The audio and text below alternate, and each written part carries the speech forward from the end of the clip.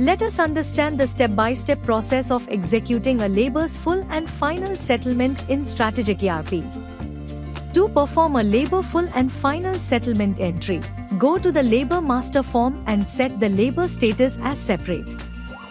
Once done, navigate to the full and final settlement form under the labor management module. Select the processing date and card number.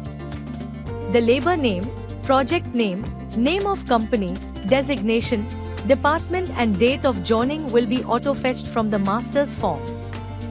Select the date of leaving. Enter the total number of days worked.